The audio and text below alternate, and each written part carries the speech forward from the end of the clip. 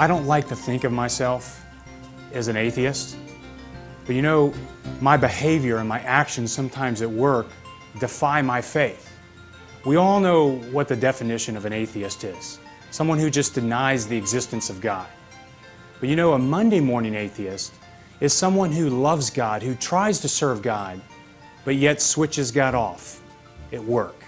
Let me tell you a little story. When I was growing up, I gave my life to the Lord around age 7, 8, 9, and I got my very first Bible. Well, I was an entrepreneur, I ran little businesses, and I came up with a great idea. They gave me this Bible and they said, you need to conform your life to this book. Well, that was a little intimidating for a young man, and as I looked through the scriptures, I really wanted to grab and I wanted to receive God's promises and what He wanted to do for me, but then there were these other things in the Bible, things that I needed to conform my life to. For example, like suffering. How many of you like suffering? Like in Hebrews, there was a verse there about how God's going to use suffering to conform me to the image of Jesus Christ. Well, as a young man, I came up with a great entrepreneurial idea. I took crayons and markers, and everything in the Bible that didn't fit my life, I would actually mark it out. So I decided to actually create the Bible to conform to my life versus me conforming my life to the Bible. Now, you may think that's funny, but let me tell you what's not funny. Some 35 years later, I still see evidence in my life of switching God off or just marking Him out. As I go into the marketplace, I turn Him off. Now, over the last years, we decided as a ministry to figure out why is it that people switch God off at work. We collected over 300,000 data points, and we asked this question, and we surveyed, and we tried to get to the bottom of what are the granular issues about why people actually switch God off.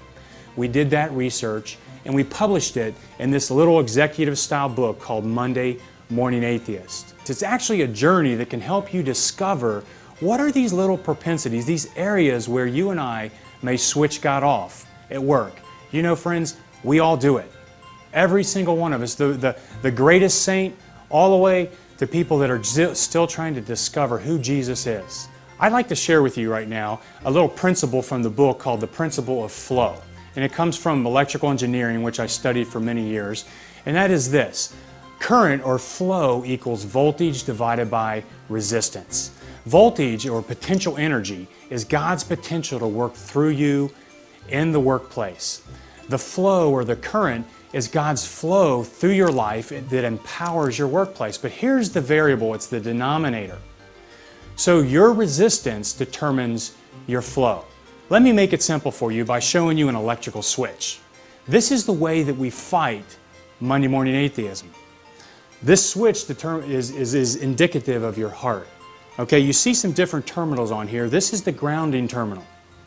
And then these are the power terminals on the switch. In order to fight Monday morning atheism, you have to stay grounded to the truth and connected to the power.